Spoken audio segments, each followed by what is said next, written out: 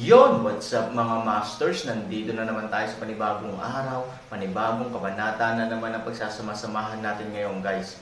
Mga masters, okay lang po bang wag nyong skip ang mga ads sa aking mga videos? Salamat po talaga mga masters sa solid na pagsuporta po sa akin. Magandang gabi mga masters, bali ngayon po ay 4 na videos po ma-upload ko po sa aking YouTube channel. Tama nga mga masters, 4 na videos nga po ang ma-upload ko po.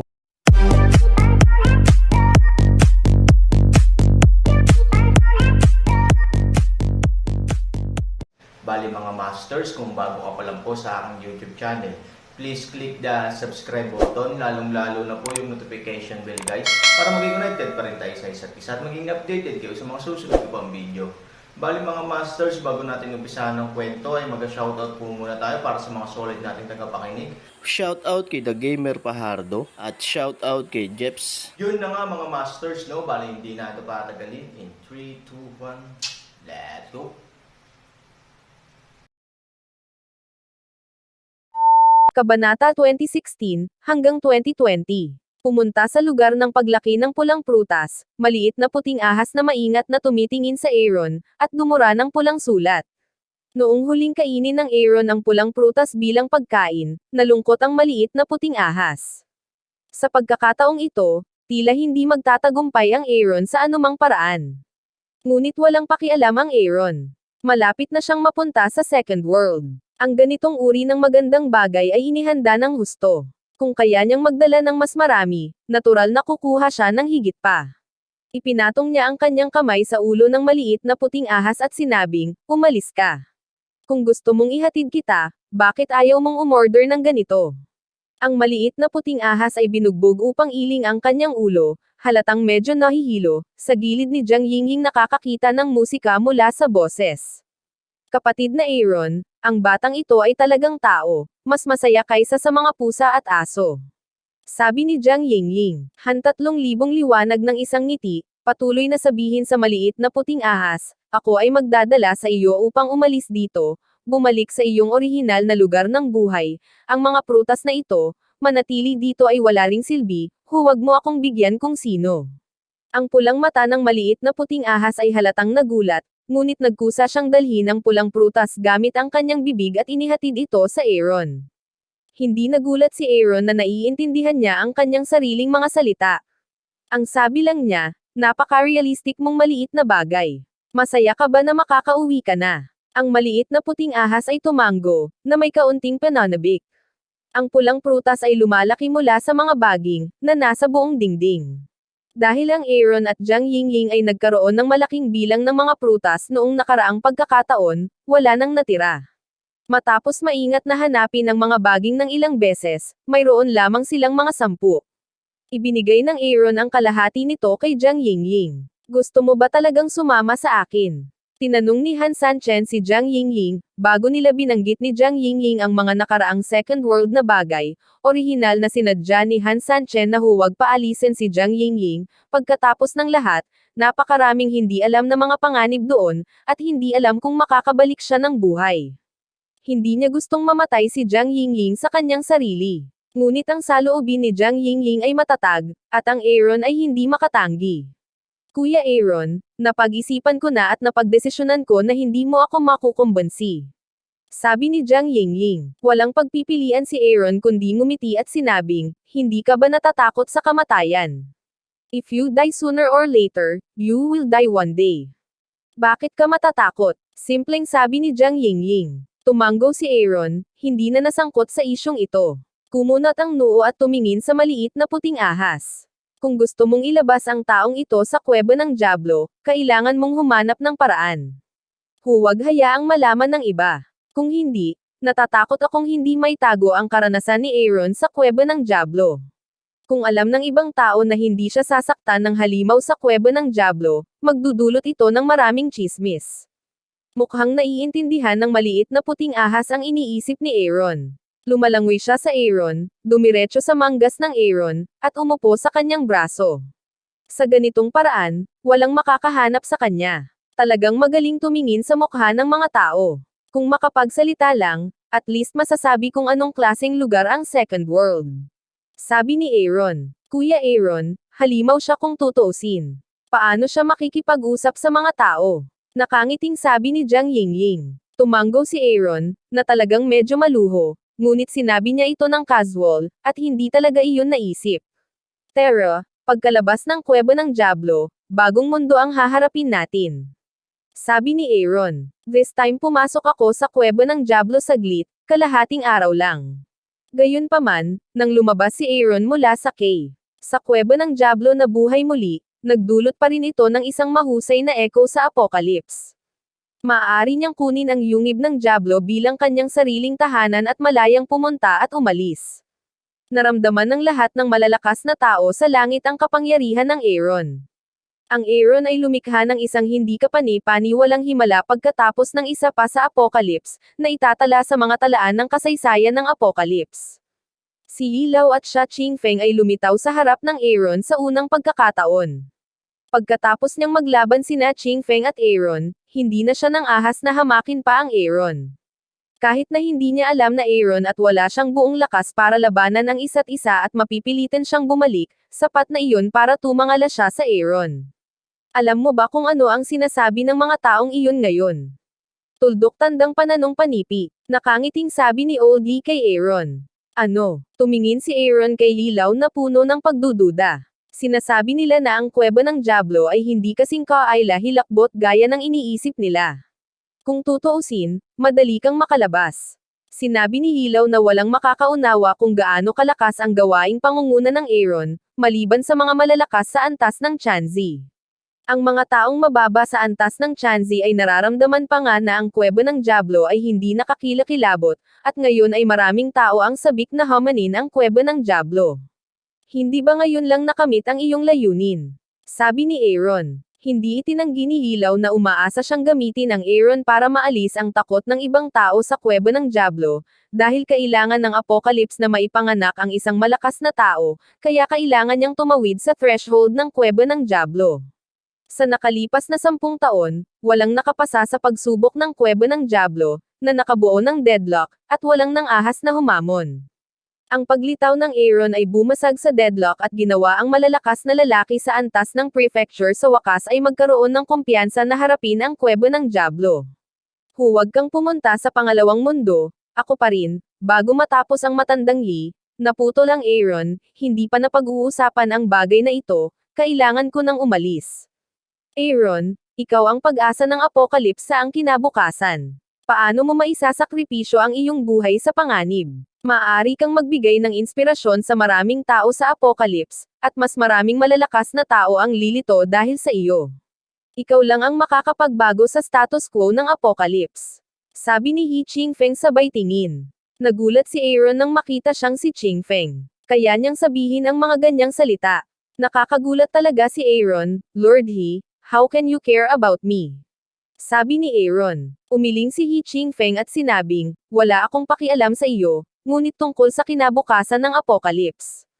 Walang saysay na mamatay ka. Upang labanan ang ikalawang mundo, ang Apocalypse ay nangangailangan ng isang malaking bilang ng mga tunay na malakas na tao upang maipanganak. Bilang karagdagan sa paghikayat sa pagsilang ng mga malalakas na tao, ang sariling lakas ng Aaron ay maaari ding gumanap ng isang mahalagang papel sa digmaan, at maaari ring maibalik ang takbo. Kung pupunta siya sa ikalawang mundo para mamatay ng walang kabuluhan, sayang ang lakas niya, ito ang pinakamahusay na paraan upang matanggal ang panganib sa duyan. Sa kasalukuyang lakas ng Apocalypse, sa palagay mo kaya nitong linangin ang libu-libong talento sa maikling panahon? Aaron isang pares ng walang malasakit na pagpapahayag sa kanya Qingfeng kalidad ay nagtatanong ng isang paraan. Libu-libong araw na malakas. Ito ang lakas ng Apocalypse sa tuktok nito. Imposibleng bumalik ang Apocalypse sa kanyang rurok, Aaron, gayunpaman, mayroon kang to come back alive. Biglang sabi ni Old, makinig sa kanyang mga salita, tila walang balak na pigilan ang Aaron. Xia Qingfeng leng para sa isang habang, ang mga mata ay hindi maintindihan ang pagtingin sa himatanda, sinabi, nababaliw ka ba? Walang ibang pagpipilian si Lilaw kundi ngumiti ng mapait. Hindi siya baliw, ngunit alam niyang hindi niya mapipigilan ang Aaron. Ngayon ang mga bagay ay ganap na lampas sa kanyang imahinasyon. Sa huling pagsusuri, minamaliit niya ang lakas ng Aaron, upang tuluyang masira ang kanyang plano. Ngayon ay halata na walang makakapagpabago sa gustong gawin ng Aaron. Pwede mo ba siyang pigilan? Balik tanong ni Old Yi sa kanya. Hindi malay ni He Qingfeng ang nangyari sa itaas ng 4 na gate hall. Noong panahong iyon, sinabi ni Aaron na hindi niya siya mapipigilan, at inakala pa rin niya na si Qingfeng ay isang biro. Ngunit ngayon isipin mo ito, hindi madaling harangan ang Aaron. Aaron, kami ay para sa iyong ikabubuti. Sinabi ni He Qingfeng kay Aaron. Panginoon siya, isa kang matuwid na tao sa harap ng tama at mali. Pinahahalagahan ko iyon, ngunit sana ay maunawaan ni Lord ang aking napagpasyahan na gawin. Sabi ni Aaron. Napabuntong hininga si Qingfeng. Hindi niya alam kung ano ang sasabihin para hikayatin si Aaron. Ito ay isang mabahong bato.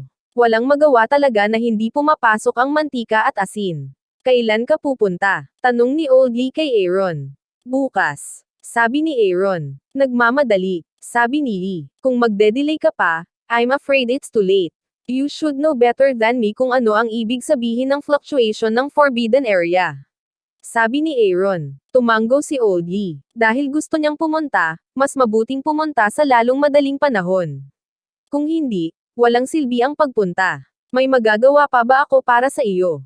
Tanong ni Old Yi. Zuang Tang at Gang Tian, sana mailipat ko sila. Sabi ni Aaron. Ang 2 taong ito ay magiging exclusibo sa iyo sa hinaharap.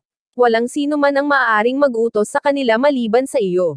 Matapos sabihin ang mga salitang ito, nakita ni Old na si Qingfeng. Pagkatapos ng lahat, ang apocalypse ay hindi basta-basta, kaya kailangan niya ang pahintulot ni Qingfeng. Walang magawang tumanggo si He Qingfeng at sinabing, ang 3 bulwagan ay nagbibigay sa 2 taong ito ng mga pribilehiyo.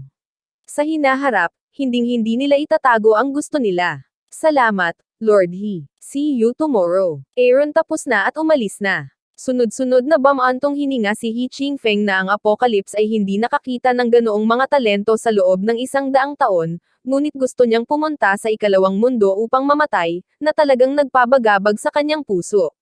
Kung siya ay maaaring manatili sa apocalypse, siya ay tiyak na gaganap ng isang mahalagang papel sa hinaharap. Bakit hindi mo hikayatin ang iyong apprentice, ikaw na matanda? Sabi ni He Qingfeng. Hindi ko siya apprentice, pero sa palagay mo, hindi pa tayo nagkaroon ng seremonya ng pagsamba ng guro sa pagitan natin, at maaaring mas malaki ang papel niya sa ikalawang mundo, na hindi natin mahulaan sa sandaling ito, sabi ni Yi. Tama, pero kung mananatili ka sa apocalypse, makikita mo man lang ang higit na pag-asa.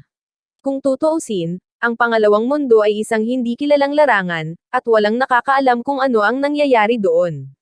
Sabi ni He Qingfeng. Umiling ang matandang Yi. Halatang hindi niya naisip. Sa kasalukuyang lakas ng apocalypse, ang paghihintay na mamatay ay tiyak na isang dead end. Kung hindi, hindi siya nagpasya na pumunta sa apocalypse. Sa pananaw ni Hilaw, kung gusto talaga nating malutas ang problemang ito, malalagpasan lang natin ito mula sa loob ng ikalawang mundo. Kung hindi, ang nakatagong panganib ng ikalawang mundo ay hindi malulutas. Ngayon ang magagawa na lang natin ay magtiwala sa kanya. Malaki ang pagunlad ni Zuang Tang at Gang Tian. Ang kanilang pasasalamat sa Aaron ay maliwanag. Nang makita ang Aaron, lumuhad sila para batiin siya, tulad ng kanilang mga magulang. Kung hindi dahil sa kabutihang loob ni Aaron, hindi sana bumuti ang kanilang lakas, at magiging dilaw lang sila sa kanilang buhay, at hindi kailanman magkakaroon ng tagumpay. Ngunit ngayon, kapag nagsimula na ang kompetisyon sa pag-uuri sa susunod na taon, buo na ang tiwala nilang maabot ang antas ng karakter ng Kyuso. Tingnan ang 2 tao na lumuhad, Aaron ay hindi tumigil, ngunit sinabi, umaasa ako na maaari mong iwanan ang pahayag, sa Cloud City. Natural kaming sumusunod sa iyong desisyon, ngunit ang apocalypse ay hindi maaaring magbigay sa amin ng anumang mga utos. Hindi kami nang ahas na umalis ng madali, sabi ni Zuang Tang. Mula ngayon, kailangan na lang ninyong 2 na sumunod sa utos ko. Tungkol naman sa mga salita ng ibang tao, hindi mo na kailangang mag-alala pa.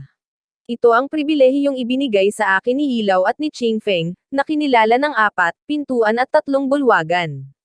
Paliwanag ni Han. Nagulat si Chuang Tang na ang 4 na gate at 3 bulwagan ay independent na ngayon sa Aaron. Bagamat maliit ang bilang ng mga tao sa ugat na ito, sapat na upang ipakita na si Hilaw at siya Qingfeng ay nagbigay ng malaking kahalagahan sa Aaron. Kung ganoon, kailan mo gustong umalis tayo? Tanong ni Zhuang Tang. Ngayon, ang responsibilidad na protektahan sina Ivory at Han na yan ang tanging layunin para sa inyong dalawa sa hinaharap. Kung sila man ay nasaktan, kukunin ko ang buhay ninyo sa aking pagbabalik. Malamig na sabi ni Aaron. Huwag kang mag-alala. Kung gusto mo silang saktan, dapat mong lampasan ang dalawang katawan ko. Sabi ni Gang Tianchen. Ang Aaron ay kumuha ng 2 pulang prutas at sinabing, pagkatapos ng kalahating taon, kung kukunin mo itong pulang prutas, maaari mong pagbutihin muli ang iyong lakas. Nakikita ni Nachu ang Tang at Gang Tian kung gaano kalakas ang pulang prutas na ito. Tuwang-tuwa sila na hindi nila alam ang sasabihin. Maaari lamang nilang pasalamatan ang Aaron, hanggat gagawin mo ang hinihiling ko, sisiguraduhin kong magiging matatag kang tao sa hinaharap. Sabi ni Aaron, salamat. Salamat, Mr. Aaron. Mula ngayon, ako ang mga pawn ni Mr. Aaron at nagtrabaho para sa kanya sa buong buhay ko. Tandaan, kahit sino pa ang gustong manakit sa kanila, kahit ang apocalypse ay hindi sila kayang bitawan. Sabi ni Aaron. Pagkaalis ni Aaron, ni hindi niya makita ang kanyang likod, kaya tumayo sina Gang Tian at Zhuang Tang. Maingat na itabi ang pulang prutas, sinabi ni Gang Tian, Master, makinig sa Aaron, parang may pupuntahan siya. Sinaway ni Zhuang Tang, kung ano ang gustong gawin ni Mr. Aaron, paano natin mahuhulaan kung gusto natin? Gawin mo lang ng mabuti ang sarili natin ay ang mag-impake kaagad at umalis kaagad papuntang Yuncheng. Oo, sabi ni Gang Tian, Kuya Aaron, magiging sila ba, nakinabang ng sobra. Pagkatapos maglakad ng malayo, tinanong ni Jiang Yingying ang Aaron na wala na masyadong natitira sa pulang prutas, na isa ng kayamanan. Ngayon ay nakakalungkot na ibigay ito ni Jiang Yingying sa kanila, kumpara sa kaligtasan ng Ivory at Niner, ang mga gamit na ito ay wala. Aaron Wei, ngunit ngayon sino ang nang-ahas na saktan sila? Mayroong mobos sa Cloud City, at ang Apocalypse ay hindi maaaring magpadala ng mga tao sa Cloud City. Hindi naiintindihan ni Jiang Yingying, ang aral ng nakaraan ay nagsasabi sa akin na anumang bagay ay maaaring mangyari, at ito ay lubhang kailangan upang maghanda para sa isang tag-ulan. At ang Apocalypse ay hindi magpapadala ng mga tao, na hindi nangangahulugan na siya xiao-xiao ay hindi. Ang paghihiganti ng babae ay apurahan, lahat ay posible, sabi ni Aaron. Yun na nga mga masters, no? Bali panibagong kabanata na naman yung natapos natin ngayong gabi. Muli, maraming salamat po talaga sa walang sawang suporta po sa aking YouTube channel na talagang inaabangan nyo po ang bawat upload ko po. Bali mga masters, magkita-kita ulit po tayo bukas ng gabi at ngayon po ay magpapaalam po muna tayo. Bali mga masters, bye-bye!